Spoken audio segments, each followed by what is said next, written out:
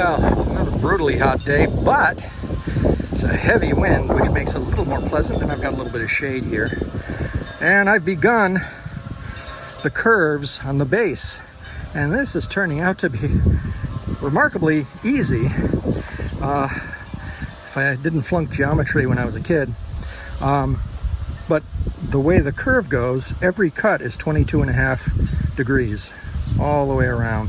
So all I got to do is set it for 22.5 degrees, cut, as long as I know the outside length, and it goes down real smooth.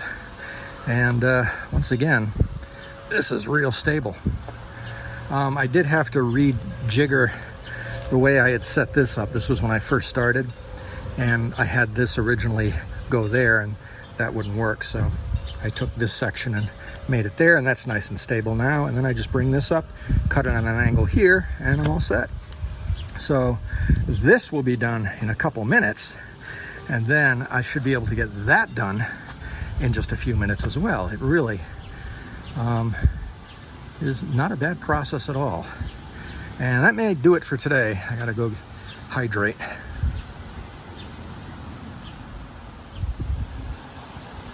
Well, there we have it. I'm not doing the other side. This took me a lot longer than I thought, because it wasn't as simple as just 22.5-inch cuts all the way around. Starting here, every single angle was different, and I had to measure, and some were more successful than others, but it's gonna hold up. So that's what I care about. So that is done. Next I'll tackle that, and then all the rest of that. Me and my faithful chop saw.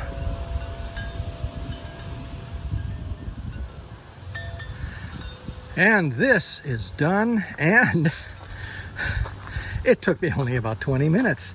And you know why? Because I got myself one of these. Actually, I printed one of these, my 3D printer. I got it on Thingiverse, a protractor. Duh. That way I was able to figure out what angles I needed for each one of these. It worked out perfect. So much tighter joints on here, all the way around. And that finishes off the station area. Next I'll tackle all this, heading down to the big turnaround.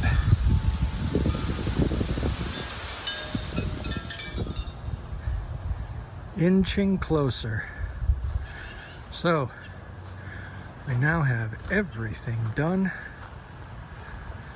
all the way up to the big turnaround. And again, wasn't that bad. Pretty easy to do. So onward to this, the last step before I can lay the track.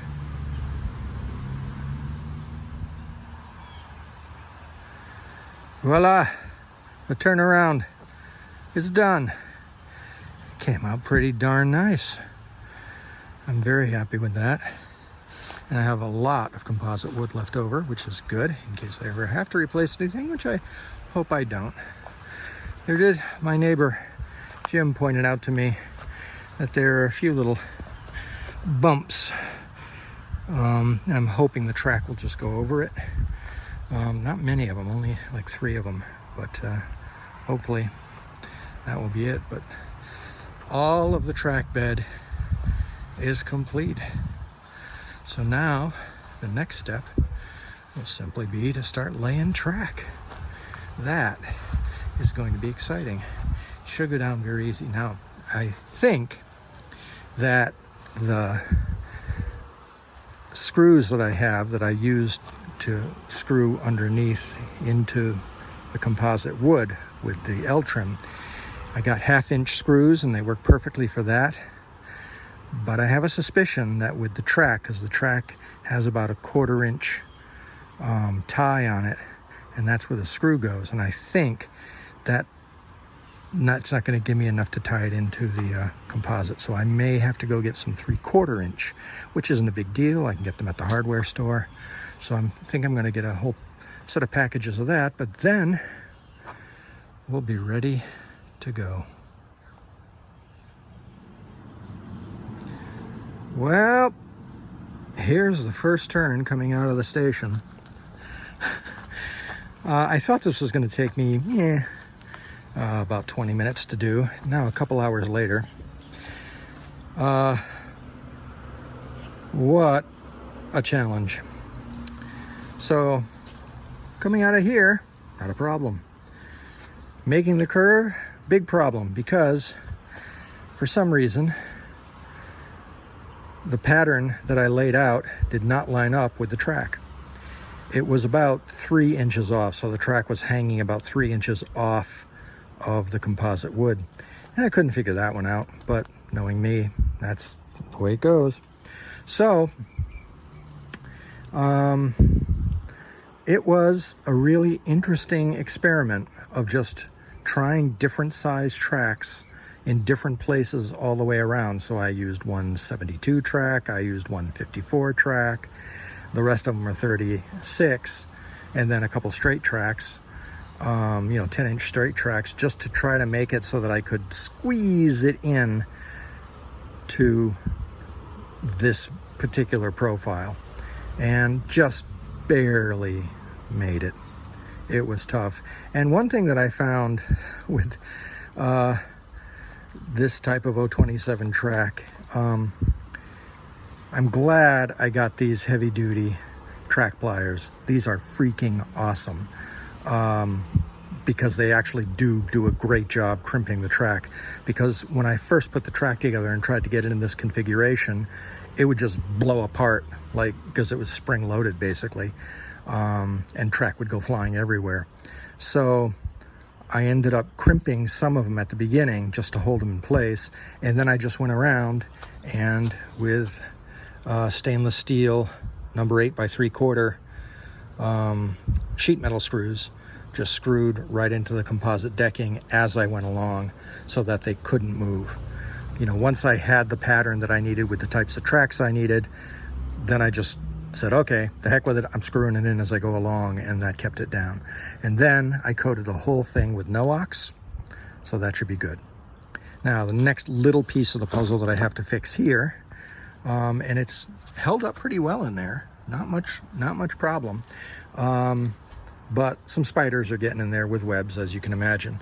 But what I have to do is with this piece that's going to go here, it's not going to go here anymore because I've got the track in place. So I'm going to have to cut notches in the bottom of this to fit where the track goes, so that it'll fit back in place and cover that up. So that's it for this round. I thought I'd get a little more done than I did, but now that I know what I'm in for, I'm ready to adjust my strategy when I get to that turn. And then after that, once I start the straight run here, that should be a no-brainer. That should be straight all the way down until I get to the curves.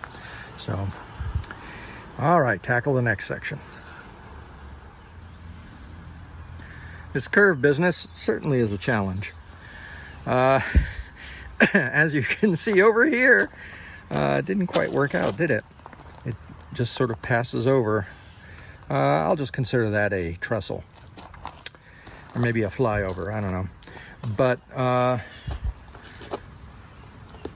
had to use lots of different radius of track, or radii. I was intended to go 36 and then a 30-inch straight piece and then 36-inch curve around here. Nah, it didn't work out. So it's a combination of every single type of track radii that I had. So you've got here there's a 54, here there's a 72, here there's a 96, here there's a 36, another 96. So but it works. It gets me back to where I need to go for the straight run all the way down. And so after this, now there should be no problem. I should be able to never say that, Jay, but this should allow me to just do the straight run all the way down now with little problems. So we'll see how that goes. We are at the halfway point with the track, and I figured it might be a good idea to test it and see how it's going to work. Now, how am I going to test it? Since the connection isn't completed, the circuit, because I haven't hooked up the track to itself, Well, I've got this little thing from Menards that I was gifted by Menards with my bonus points for buying all the track. It's just this little battery-powered car, and I'm going to put it in the direction of travel, and I'm going to see if it stays on the track. Ready? Off we go.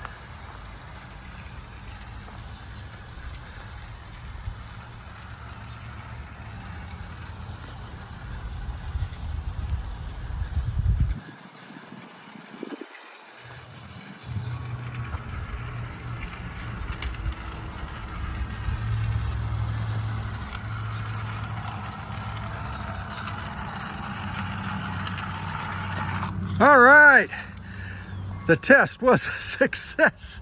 That amazed me. I thought for sure it was going to find some way to fall off the track. And if this light little thing can stay on that track, the heavier engines will probably not have a problem. Although I won't rule out anything. So I'm going to take a lunch break, but that's all I got left. And this area here, this double tracking is proving to be problematic as usual.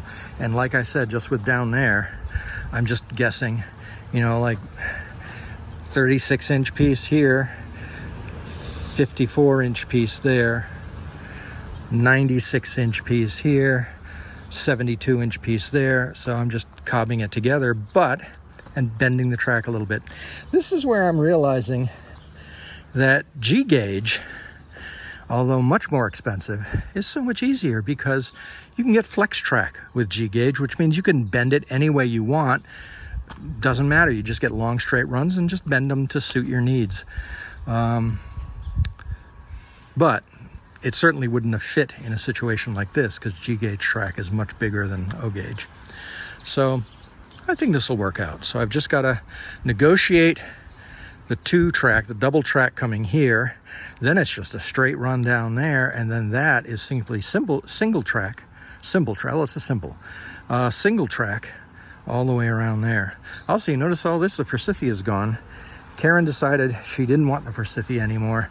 She wanted to clean it up, and instead we're going to do some landscaping here of some sort. She's still working out exactly what she wants to do. So we're going to take out all these roots, and then we're going to get a brush company to come down and get rid of all this brush for us, because burning that amount of brush in that little container isn't going to happen.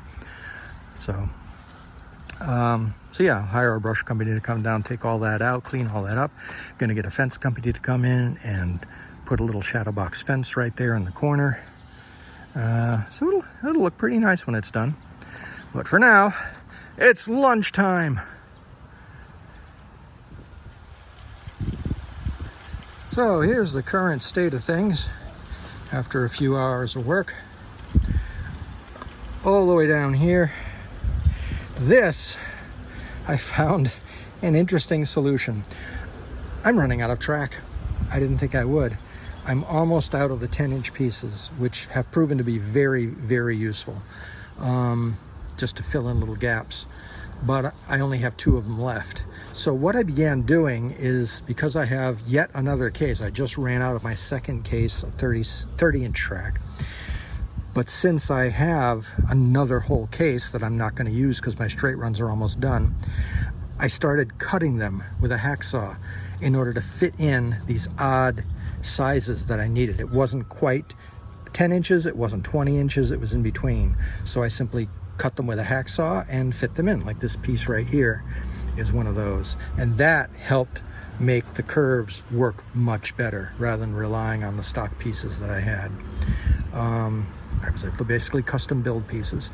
So this curve turned out really nice. And now this is coming up on the big turnaround, which shouldn't take me any time because it's single tracked. Once I get to here, this will split off that way, that will continue that way, and I shouldn't have any trouble fitting the 96-inch in there. Hopefully I'll have enough of those. If I don't, I'm in trouble. Yeah, and the only other thing I discovered was that I used up all 3 boxes of screws so far. 3 boxes, each with 85 screws in them. It's a lot of screws. So I had to go get some more, and of course, they were out. They had 3 boxes extra yesterday, but somebody bought them. So I ended up getting 8 by 5/8, so an 1/8 inch shorter, but I think it'll still work fine on this because I don't have to hold a lot of track down, just the single piece that goes around there. So in a little bit, this should be done.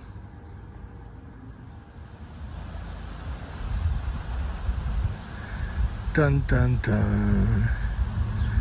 It's finished. Unreal. The 96-inch track went down beautifully all the way around. Remarkably accurate, given how everything else has turned out. And this was just a 96 curve, and I stuck in a 54.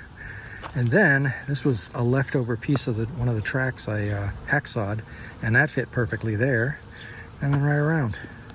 So I ran that little car on the entire route, and it worked perfectly. The only thing I'm worried about right here, if you can see, the track sort of tilts down like this, and I don't know why. And I'm worried the train will fall off. I think these posts are leaning, and maybe I can just push them a little bit. I don't know. But yeah, that's the only thing I'm concerned about. The little car made it fine, and then, since it's so light, I mean, that probably is not an issue. So the next thing will be actually to take the rolling stock out here, fire it up, and see if there are any shorts in the system, and if not, see how it runs.